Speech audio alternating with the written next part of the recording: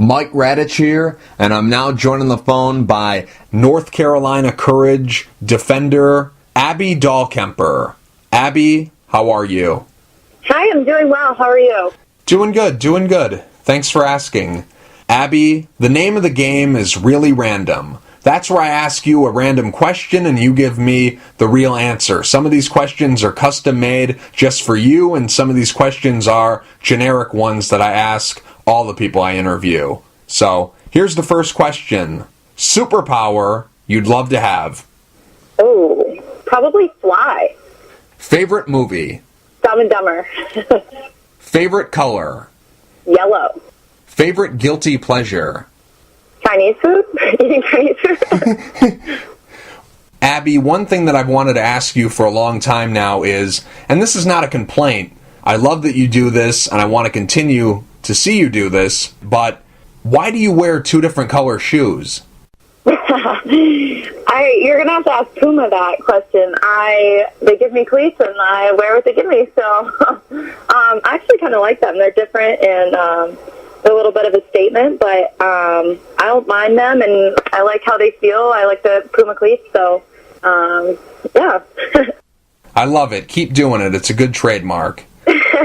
I noticed in the two games that you played in with the national team, you wore two white shoes. Is that because that's what Puma gave to you, or is that because someone from U.S. Soccer or someone on the team told you, hey, you know what, don't wear two different color shoes, just wear one color? Why were you wearing two white shoes in those games against Switzerland? I mean, maybe people were thinking don't do that, but yeah, I mean, Puma, whatever like the latest cleat is, I try and wear, and sometimes, or yeah, I mean, they had the phase where they had the two different color cleat, and so I wore those, and they're comfy, so. A lot of good things happened to you in 2016. You won the Nwsl Championship, and you earned your first two caps as a member of the full U.S. women's national team. How would you describe the events that took place for you last year? Yeah, I mean, like you said, it just all kind of happened really fast, and it was a dream come true of mine, and I mean, to win a league title in such a incredible league and highly talented league, and then, like you said, to get my first two caps with the full team was a dream come true, and just something that kind of fuels my fire and makes me want to just keep working hard and just keep grinding and setting new goals and getting there. And I had a little bit of an unfortunate injury in the fall, so I'm just trying to come back from that, but hoping to have a good 2017 as well. What letter grade would you give yourself for last season? And it better be an A+, or I'll just hang up on you. No, I'm kidding. I won't hang up on you. But seriously, you are the undisputed NWSL Iron Woman. There were a few players last season who played in every minute of every game, but you took it to a whole new level because you played every minute of every game in the regular season, every minute in a friendly against Thailand, every minute of every game in the postseason, and those postseason games were both in overtime, and you took a penalty kick in the championship game. So, out of all the minutes that someone this season could have played in, the maximum amount of minutes that someone could have played in the NWSL for 2016, you played in all those minutes. You couldn't have played more last season than what you played. So that's why you're the number one. What you did last year, even though there were other people who did it, what you did was more impressive. And you were very productive.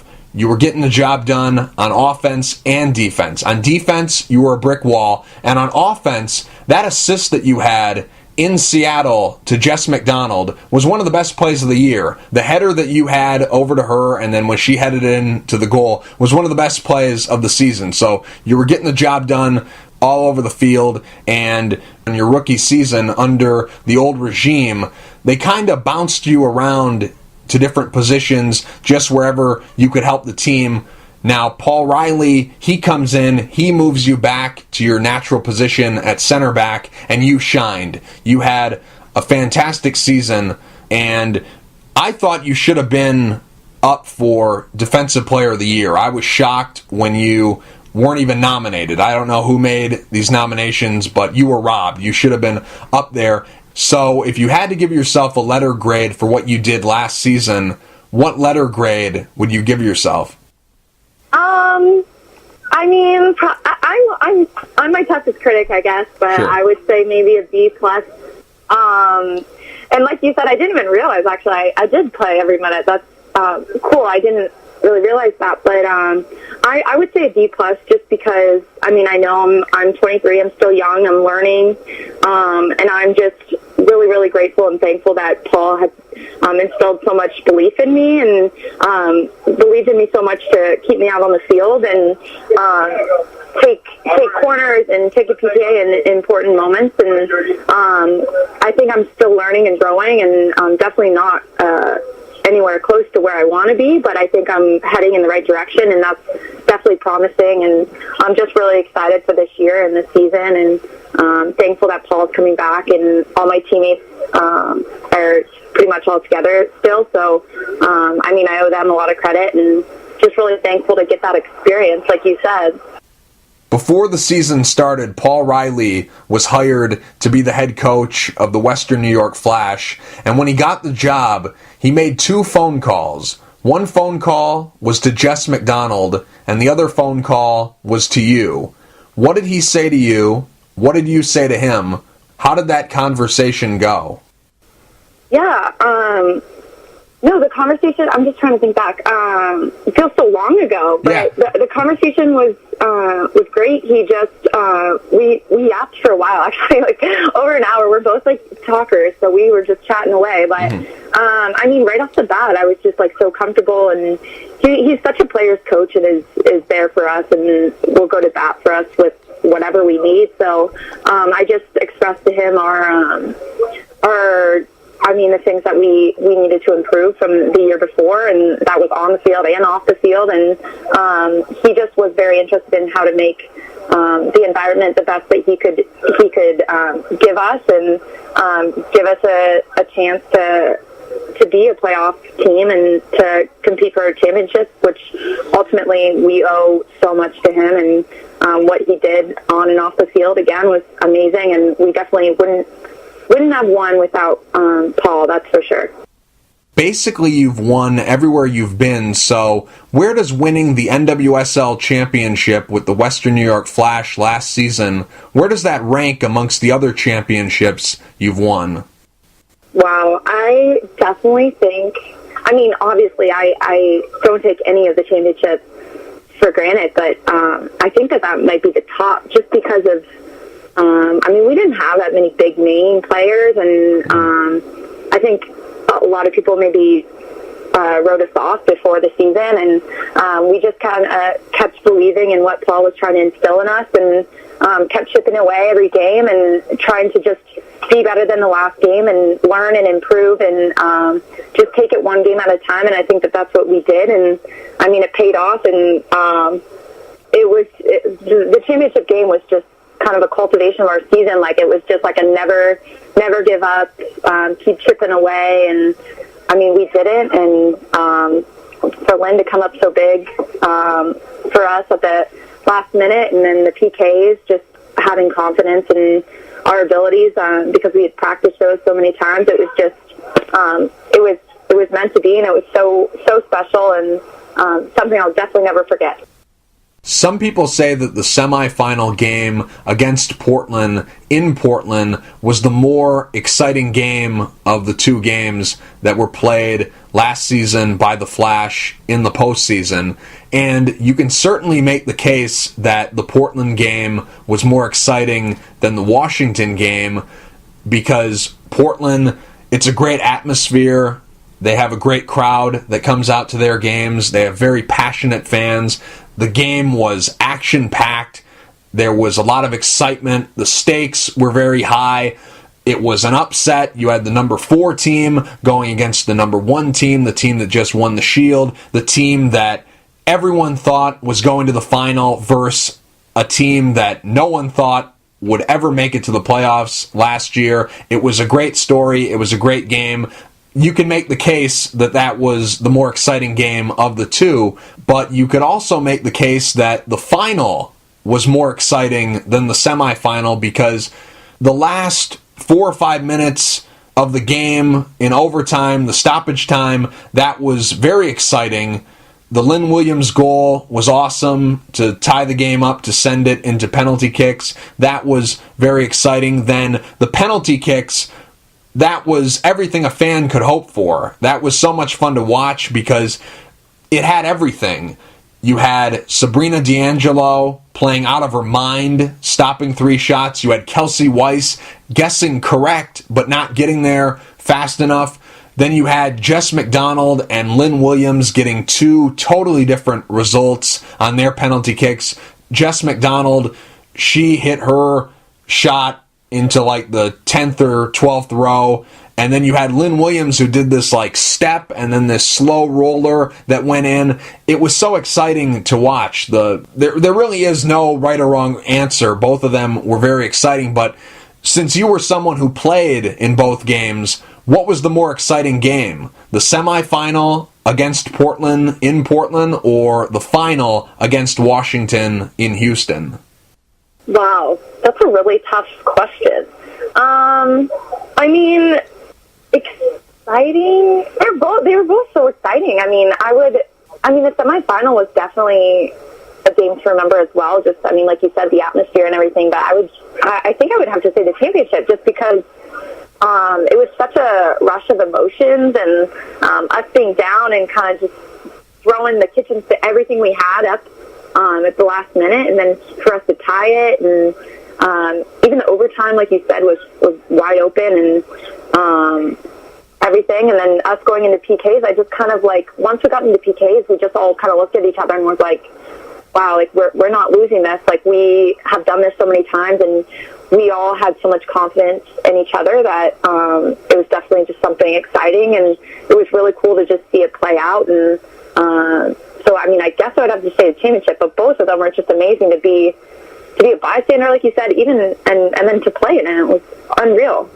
Now, take me back to the final and talk me through your penalty kick, because obviously you were the first player on either team to take a PK. So talk me through that kick, because I was 100% sure that you were going left. You had me completely fooled when you went right, because I could have swore you were going left because of the way you approached the ball, and then at the last minute you changed the angle and went right. So talk me through this kick. Were you always planning to go right? Well, I'd taken 2 PKs before, and during the season, and I went either way, but yeah, I knew I was going to the right because we had, like I said, we had practiced a bunch of times, and I had always been practicing that right side. So when I lined up, I guess that's good that you thought I was going the other way, because so I was trying to go for. But no, but I mean, Kelsey, like you said, guessed the right way. But I was just fortunate enough to have the placement and the power to be able to just bury it and give us a jump start in the PKs. And I knew how important that first PK was, just confidence-wise, for our team to be able to believe that we can win this PK shootout. So I just was really obviously focused and trying to just put the ball where I needed to put it, and luckily I did that. So yeah, great. Like I said, I thought you were going left, but then you ended up going right, so I was surprised by that, but I was equally surprised by Kelsey Weiss guessing correct, and on top of that, she had a pretty good jump on the ball. I thought there was a chance that she could have made that save. So what were you thinking when you let the shot go and you went right and she went right also and almost made the save? What were you thinking when she guessed correct?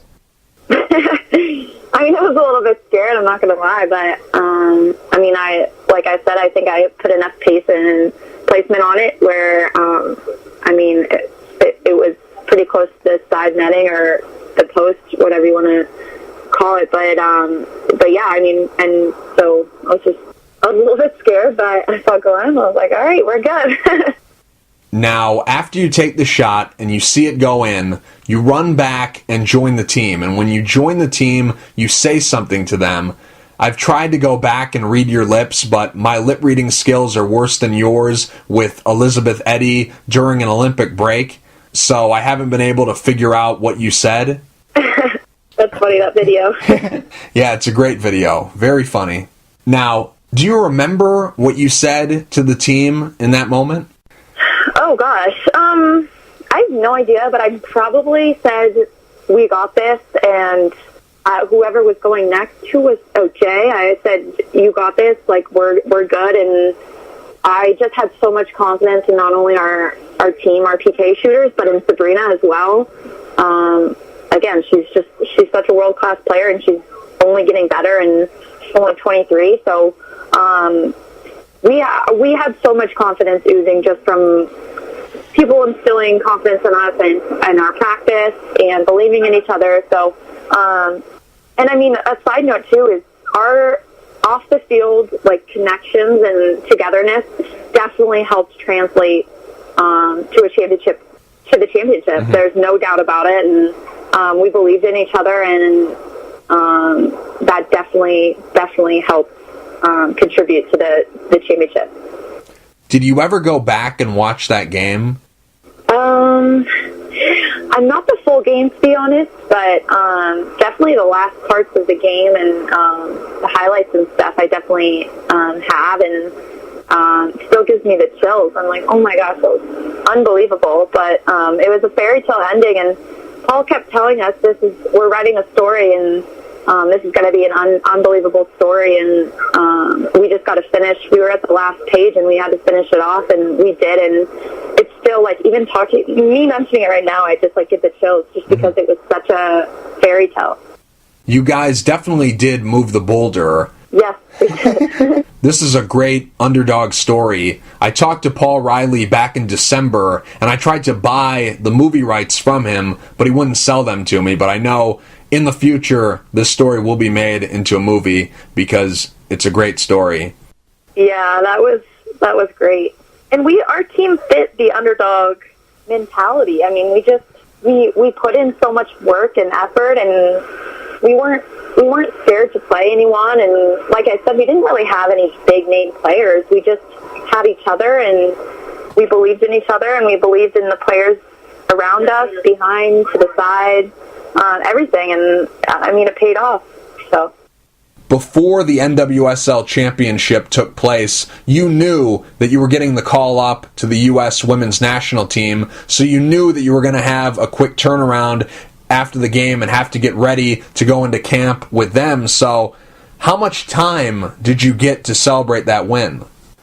Yeah, not too much. But I mean, we definitely enjoyed the moment, but like you said, it was a quick turnaround. I was able to go home for a couple of days and then head straight back out to camp, and that was an amazing experience, and was lucky enough to train with, the best players in the world, and I've learned so much, and hoping to get back in that environment when I'm healthy and keep getting better and learning and growing in that environment. The Western New York Flash are no more. Earlier this year, they were sold and moved to North Carolina and became the North Carolina Courage. So, when did you find out the team had been sold, and who gave you the news? Yeah, we found out a month ago.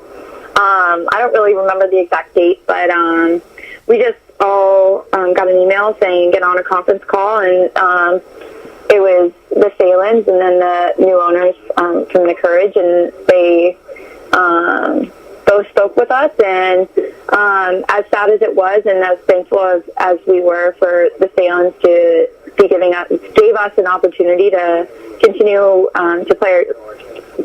our dreams and play professional soccer.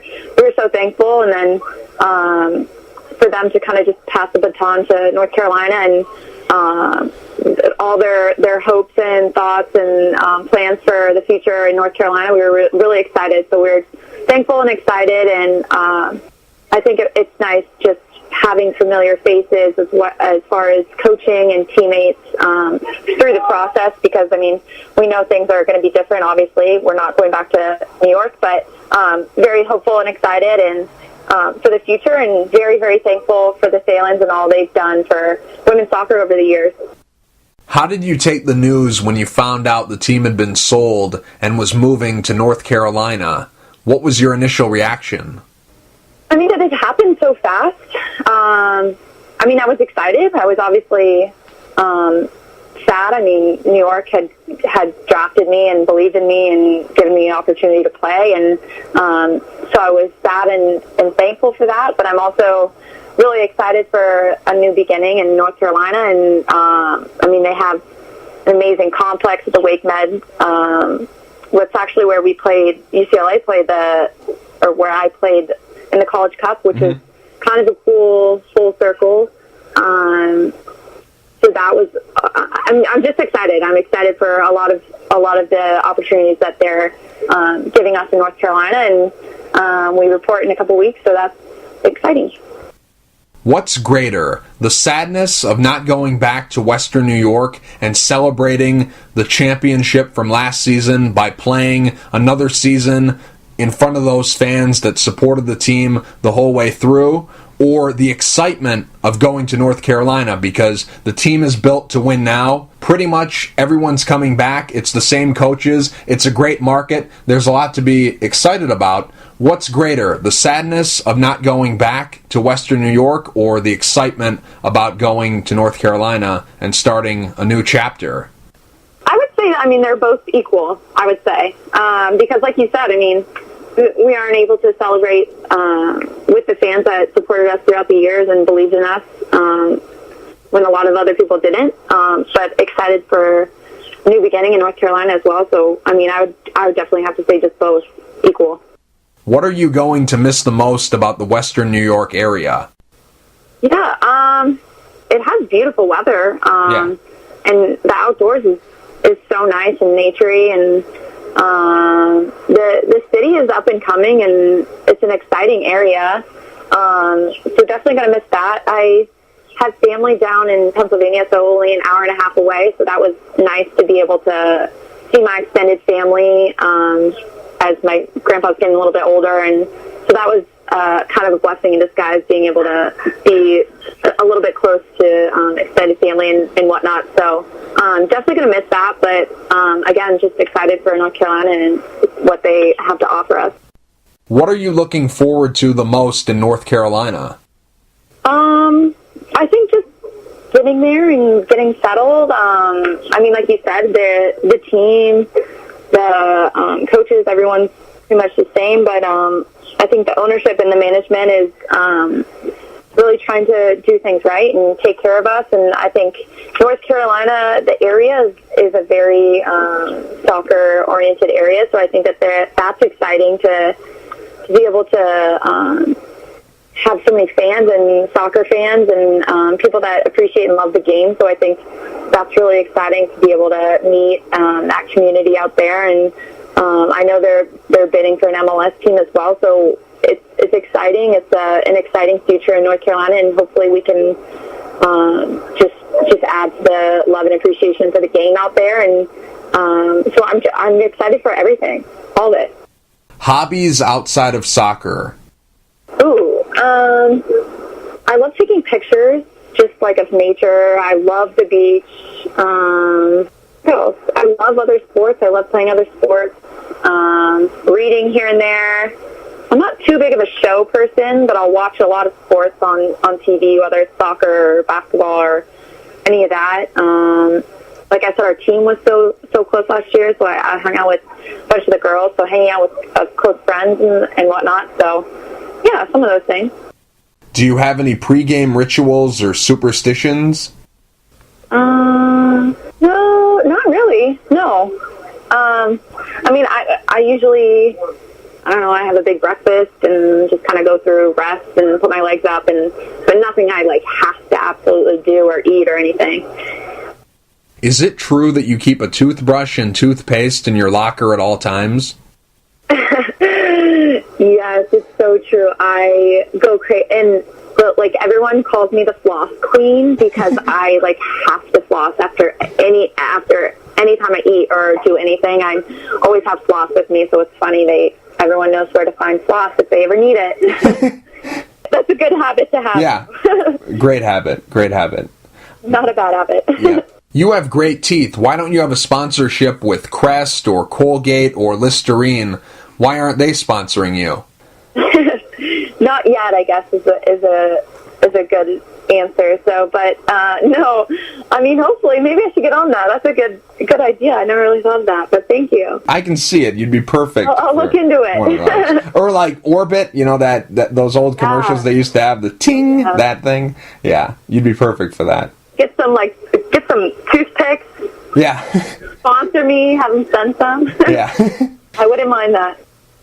Do you have any post-game rituals? Oh, no, not really. Okay, fair enough. Biggest soccer girl problem? Biggest soccer girl problem? Wow. Getting back my laundry loop. Like, I don't know. Like, sometimes I get jambled up, or I'm missing one sock. I'm like, oh, gosh. So, I guess, I don't know. Laundry? If you weren't a pro soccer player, what would your job be? Ooh, that's a really good question. I have no idea. I've always said that I've wanted to do something along. I've always felt passionate about sports, so I don't know if that would be maybe a sports broadcaster or something like that. I also would think it'd be so cool to be a professional photographer and like travel the world and take really cool photos. So I'm kind of in a limbo between those two, but one of those two. I've seen your Puma ads. How about being a model? If people think that I could be a model, that would be great. Hey, I would love to be a model. Hey, if Allie Courtnall can do it, so can you. Thank you. She sings the national anthem before the games, and you win the bottle flip challenge. I see a lot of parallels here. Perfect. I like the way you think. Have you ever worked a, quote, real job? Do you consider babysitting a real job? No, not yet. Not yet. But I don't know. I don't know. Hard to tell the future, so we'll see. But I have not yet, I guess, if you don't consider babysitting. What motivates you in life and in soccer? Wow. That's a really good question. Maybe, I think they're both just like the potential to be the best form of myself I can be, and a player and a person, and just overcoming challenges and setting goals and obtaining them. Besides soccer, what are you passionate about? I love my family, my friends. I'm really, really thankful for the people in my life. I'm passionate about traveling. I love photography. I love sports. I like to experience a lot of life, and I think that I'm very appreciative of everything that I have, and of life and experiences, and yeah. Favorite food? Sushi. I know you love John Mayer, so what's your favorite John Mayer song? Probably Slow Dancing in a Burning Room or Edge of Desire. Favorite TV show, and it can be a show currently on the air or a show no longer on the air, just overall favorite TV show. Oh, I know this is so bad and like basic, but The Bachelor or The Bachelorette. Are you watching the current season? Yes, I am. I don't like this season, but you know what? I'm a trooper. I stick with it because I've always, like I said, I've never been a big TV show person, but I always watch The Bachelor, Bachelorette. So this last episode where they meet, where the guy, you know, Nick or whatever his name is, where he meets the last remaining contestants, their family, that's always the saddest episode. Because he can only pick one of them. That's terrible. I was like, I can't watch this anymore. This is too and he terrible. asked everyone for their blessing. Yeah. Oh my gosh. Yeah, I know. It's rough to watch, but gotta see who wins, you know? Yeah. And they kind of already spoiled the show because they made Rachel the Bachelorette for the next Bachelorette. I know. So I guess it's just like a matter of when she gets knocked off. And I hate how they cut the episode, so the rose ceremony is the next episode. And I'm like, they never used to do that, and now they're doing that, so people just have to watch the next one, which is smart, but frustrating. Yeah, I was like, that's a good cliffhanger how they brought Andy in, but why didn't they just do that after the rose ceremony? Yeah, right? What a waste. Just trying to throw in some more drama. I've heard this only once, so I don't know if it is or it isn't, but I've heard Alana Kennedy call you Dusty. Is this your nickname? That is like a long story, but I guess, well, it's me and Alana's nickname, but it is a really long story, and I don't think people would think it was funny, but, long story short, I was helping her when she first got over here get a phone, an American SIM card, and we couldn't get it to work, and it was never going to work with the carrier that we chose, because for some reason, but I thought it would be, like, a good idea, because I was like, oh, maybe your SIM card is dusty, so maybe just, like, blow on it and put it back in. And she started dying laughing. She's like, okay, Dusty, and that definitely wasn't it, because it was a new SIM card, so it was just silly suggestion by me, but yeah, so long story short, she calls me Dusty and I call her Dusty, so it's just kind of stuck, and it's a funny story, so. Okay, let's recap. I have Dusty and the Floss Queen. Do you have any other nicknames? My old fitness coach used to call me Boogie, because I guess I have a little swag on the field. I like Boogie. He says I look like I'm dancing on the field, but not really. I like to call you the Iron Lady because since turning pro, you've only missed 153 minutes. You played every minute of every game last season with the Flash. When you were playing in the W League with Adelaide United, you played every minute of every game, and you've only missed 16 minutes in the NWSL. That happened in your rookie year, and the other 137 minutes of the 153 were the minutes that you didn't play in with the national team before coming in as a sub. So you never come off the field. So this leads me to my next question. Do you ever get tired? Yeah, I do. I do get tired. But, I mean, I just try and power through and try and be as fit as possible. And I think that's definitely been something that I've been working on in college and in my pro is, like, every step you have to be that much fitter, that much quicker, that much faster. So definitely something I'm still continuing trying to improve on. And, yeah. You have a great gas tank. I bet if you were a car, you'd get 50,000 miles to the gallon. Thank you. During your career, you've worn number 3, 4, 5, 6, 8, 10, 13, 14, 25, and I'm sure others that I'm forgetting. Do you have a favorite number? Yes, I do. It's 13. I've always liked 13, and I was born on May 13th, and I don't know, I like it for me, so I know it's an unlucky number for a lot of people, but I think that it's a lucky number for me, so I like 13, and I guess that would be my favorite number.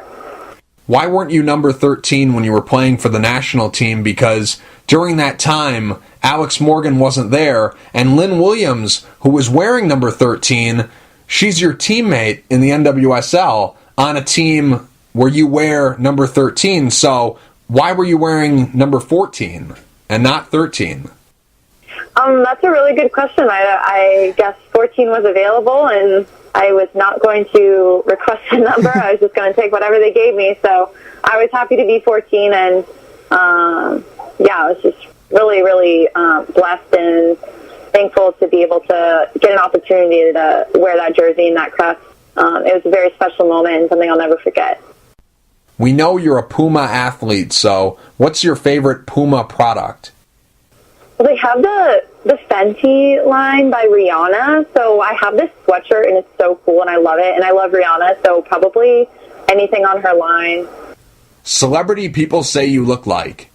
I've gotten Cameron Diaz before, and I've gotten, which is a huge compliment, I'm like, oh my gosh. And then I've gotten the girl from Orange is the New Black, Piper. I don't really know her sort of like real name, but that girl before. If you could trade places with anyone in the world for a week, who would you trade places with and why? Wow.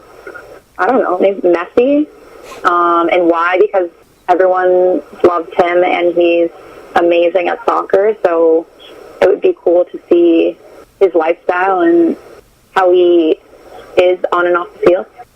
If you could stay one age forever, how old would you stay and why?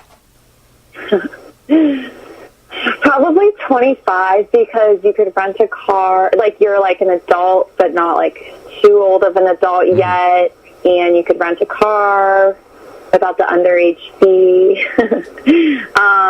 But yeah, I think that's a good age. Go-to song when you're singing in the shower?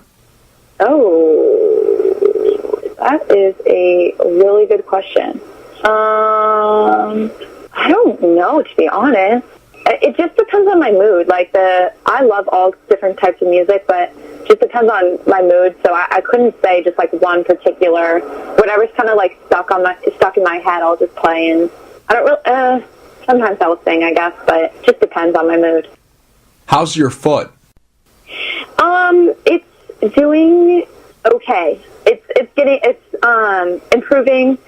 And I'm working hard at physical therapy and rehabbing it, and trying to be patient with it and take it day to day, but definitely hoping to be ready by the first game of the season, and I think preseason will help me in a lot of different ways, so I'm excited to get out to North Carolina and keep rehabbing it and, getting back on the field. You didn't choose the boot life chose you. You don't still have to wear that thing, do you? Oh my gosh, no, I don't. But yeah, I had my fair share of time in the boot, and I definitely do not miss that. You did a soccer camp back in December in Hawaii with your friend Caprice Didasco, who injured her knee in the Nwsl Championship game. So the entire time I'm thinking of this camp, I'm saying to myself, can anyone who's there walk? Like, how are they able to teach the kids? How did that camp go? I know, it was so funny. That was an awesome camp, and I'm really glad I was able to attend, but I was like, I feel so bad. I'm sorry, guys. I couldn't even kick the ball. I was like, I promised you I'd play soccer. Like, I would show you if I could. And but it was nice to just be out there and talk to the kids and encourage them. And there's a lot of really talented young youth in soccer, both women's and men's, or boys and girls, I'd say, and all around the country, really. And even to see it in Hawaii, too, was awesome. What exactly was the injury, and how did it happen? Well, I had a very arthritic toe joint that had a bunch of bone spurs, and I was going to need the joint cleaned up anyways. But I ended up getting an infection in it, and so I had to get emergency surgery to get the infection out. It was stuck in my joint, and actually got into my bloodstream, and I had a PICC line in for a month and whatnot, so it's a pretty scary, humbling injury, but they got the infection out, and they repaired and kind of just cleaned up my joint while they were at it, so they shaved off some of the bone and whatnot, but so hopefully it'll help my range of motion. I'm trying to get back that range of motion now, and trying to prevent a bunch of scar tissue buildup and stuff, so like I said, it's definitely requires a lot of patience, and the timeline in my head is different from how my foot is feeling, and it's definitely going a little bit slower than I anticipated and I wanted, but just trying to be patient, and everyone's telling me not to rush to get back on the field and just make sure that I'm healthy, and I listen to my body, so that's what I've been trying to do, but like I said, I'm definitely really antsy and excited for season, and hoping to be 100% healthy by the beginning of season. The last time we saw you in action was back on October 23rd in the second friendly against Switzerland. How do you think you played in those two games? Yeah, I mean, I was definitely a little bit nervous, but I just tried to play simple and tried to connect my passes, and I mean, at that top international level, the speed of play is faster, and everything's faster, and so I just tried to keep the ball and play simple, and tried to play in the system that they wanted me to, and tried to look for balls that they had suggested that I'd look for and whatnot. So I just tried to play simple and quick. I know your whole life you've been dreaming about playing for the national team, and I'm sure you had a pretty good idea of what you were getting yourself into because you've been brought up through the youth national team system, but Was the dream that you had in your head, did that dream match up with the reality of what it's like to actually play with the national team? Yeah, I mean, it was everything I could have asked for and more, and it was just such a cool experience, and I would never take that back for anything, and just makes me more hungry to try and get back to that level and be there and be a mainstay on that team. And I know it's going to require a lot of work, but I mean, it's a dream of mine. So, Abby, refresh my memory. When you were coming out of high school, who recruited you to UCLA? Was it Jill Ellis or BJ Snow? It was both of them. Yeah. Okay, so when you walked in to national team camp for the first time and you saw Jill Ellis, did you say anything to her? Did she say anything to you like, I'm glad to finally get a chance to work with you? Was anything like that said? No, I mean, we've always, I've known Jill for a while, and I think she's known of me, and so it was nice to finally be able to be coached by Jill, and she's an amazing coach, and she definitely challenged me to look at different things and on the field, and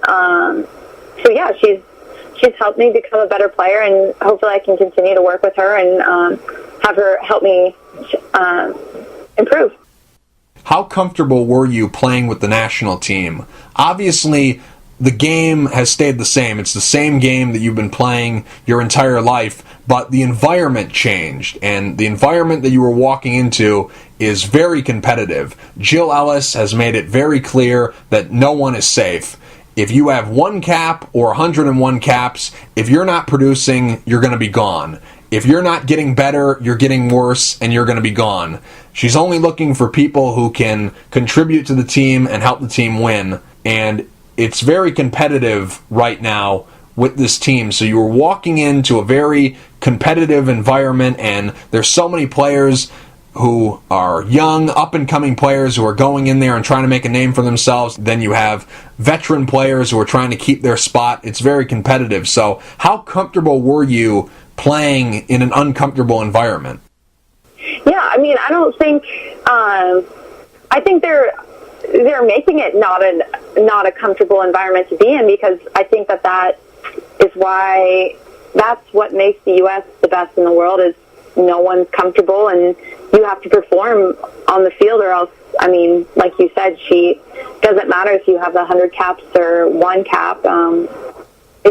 It's not a comfortable environment, but that's what makes the U.S. one of the best in the world, and continues to be. And I think that other countries are getting better, and I mean, we have to keep improving as a country as well. So I think that's an important factor to have in camp, is the uncomfortableness of that, and the importance of performance on the field. Have you talked to anyone from U.S. Soccer? Has anyone called you up and checked in to see how you're doing? Yeah, definitely, a lot of them. So it's nice to have their support. And like I said, I'm excited and anxious to get back into camp and try and prove myself again. What's your goal for 2017 as an individual player?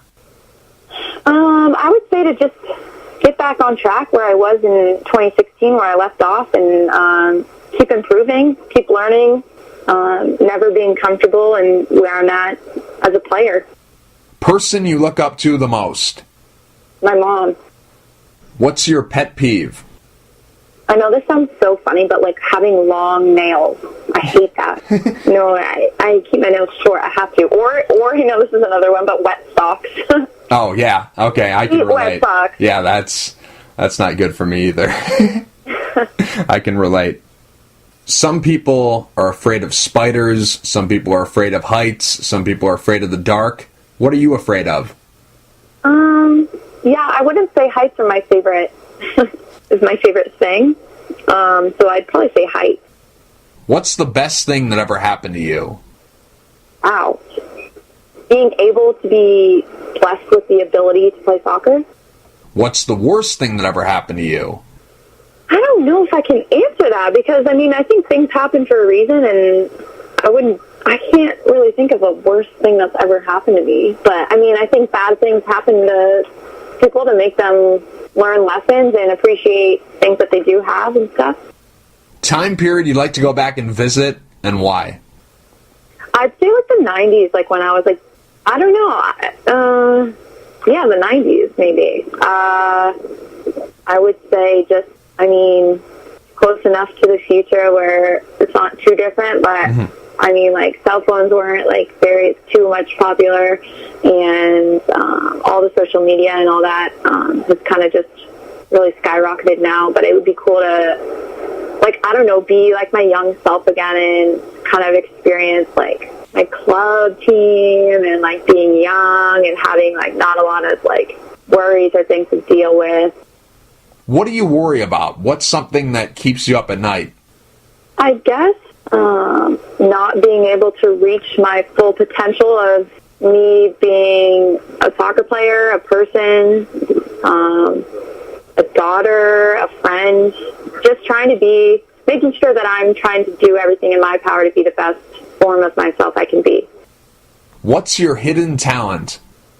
Like movie quotes, like relating like random things to like a movie quote or something. I think I'm pretty good at, which is, I don't know if that's like a talent, but yeah, something I could do. What's the movie that you quote the most? Dumb and Dumber for sure. So you're telling me there's a chance? More like 1 in a million. Number one thing on your bucket list? Ooh, wow.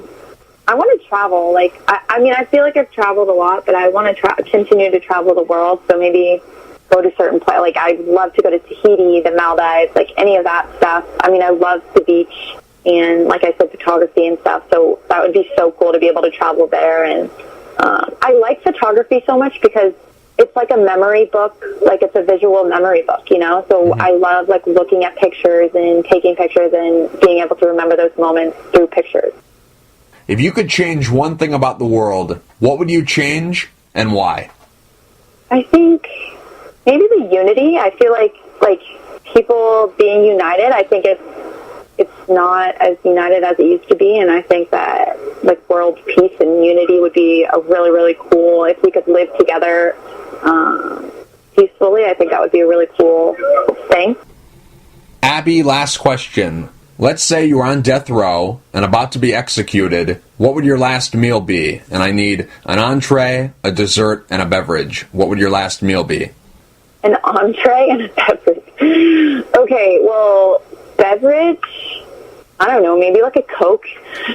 And then a meal would be some type of sushi roll. I'm trying to think. Maybe like a Redwood City roll from Suisha House. It's like a local, like, sushi place by my house. Okay. Sounds good to me. Dessert. Carrot cake from Drager's. Abby, congratulations on a great 2016. I can't wait to see what you do in 2017. Thank you for taking the time to talk. I really appreciate it. Of course. Thanks so much for having me, and thanks for taking your time as well.